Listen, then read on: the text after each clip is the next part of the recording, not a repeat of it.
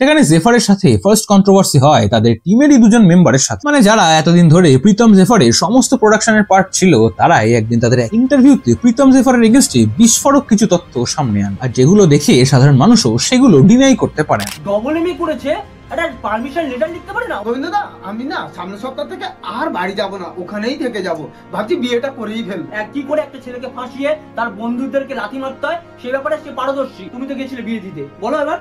90% লোক খাইগা দেখতো গোবিন্দর খাওয়া দেখার জন্য, এটা সত্যি কথা আমি বলছি। ভিডিও বানালাম, এডিট করলাম, এত কিছু করার পর ভিডিওটা ওকে দিয়ে দিলাম, তারপরেও আমি বেঈমান। গোবিন্দদার নামে দুটো কমেন্ট এলো, আমার নামে দুটো কমেন্ট এলো, ওটা সহ্য করতে পারছি না। বাট তারা বুঝতেও পারেনি যে সেম বছরে এটা তাদের সাথে হওয়া প্রথম কন্ট্রোভার্সি ছিল, কারণ 2022-এ এই কন্ট্রোভার্সির পরেও প্রীতম জেফারের সাথে আরো দুজন ক্রিয়েটরের কন্ট্রোভার্সি বা বলা ভালো এফআইআর থেকে শুরু করে কোর্ট কেস পর্যন্ত হয়। তাদের মধ্যে ফার্স্ট জন হলো অ্যামিউজিংলি। এরপর এর কিছুদিনের মধ্যেই এটাও শোনা যায় যে অ্যান্টিভাই নামে একজন ক্রিয়েটর প্রীতম জেফারের এগেইনস্টে একটা রোস্ট ভিডিও বানানোর জন্য তার এগেইনস্টেও জেফার ডিফেমেশনের কেস করে এবং তাকে সোশ্যাল মিডিয়াতে ভিডিও বানিয়ে ক্ষমাও চায়। যেখানে অ্যান্টিভাই এর পর তার এক ভিডিওতে জানায় যে সে জেফারের সামনে গিয়ে সে অফ ক্যামেরা অনেকবার ক্ষমা চাইলেও জেফার তাকে সোশ্যাল মিডিয়াতে ভিডিও বানিয়ে ক্ষমা চাইতে বাধ্য করেছিল সেই সময়, আর এটা না করলে তার এগেইনস্টে বারুইপুর কোর্টে কেস করার হুমকি দেয় সে।